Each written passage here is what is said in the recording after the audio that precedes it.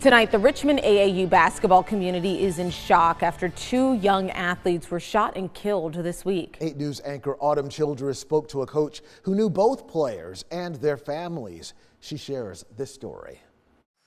Well, I can tell you this AAU basketball community is shaken tonight, mourning the loss of two young athletes shot and killed here in Central Virginia this weekend.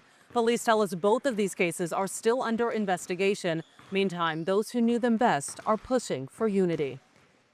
You don't expect for a kid to, be here today and gone tomorrow. Tonight, the news still unbearable for Coach C.J. Wiggins after two players were shot and killed in Metro Richmond this weekend. It's just gut-wrenching just to understand that these babies, were taken out like that, had to leave like that and on that type of term, knowing that they had so much to show for, knowing that they had so much going for them. The first shooting happened late Friday night at the Creek Point Apartments in Chesterfield.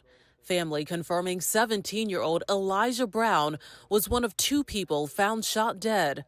This man, 18-year-old Richard Lamb, was arrested and charged with 2 counts of second-degree murder. Then 3 days later, Henrico police responded to Gray Rock Lane, where they said a teen had accidentally shot and killed himself. That teen identified as 13-year-old Jaylen Martinez. The whole city knew both of those kids. Jaylen described as a young phenom. He was the son of Sierra Martinez and former VCU player Joey Rodriguez.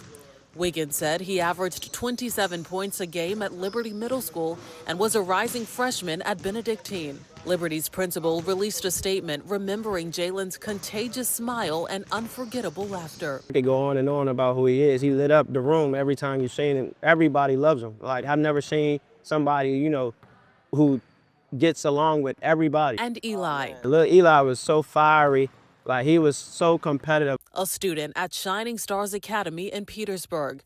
Wiggins said his competitive spirit shined just as bright as his smile. He got the biggest laugh and the biggest smile that I've ever seen. I'm like, man, you would never think that he would go from being so competitive to just over there and he's just the goofiest, like, beautiful smile. There are no words to adequately describe the pain felt in this room, and that is a testament of the character and legacy left by these young men. The two lives remembered during this moment of silence during the game opener of the Love Day Basketball League. This picture capturing both mothers side by side. I felt like it was only right being there. Like I said, both of those two little kids, they were kids who would have been there on opening day. How close I am, like I said, with the families, with Tazer, with Coach Starr, with Sierra and Joey.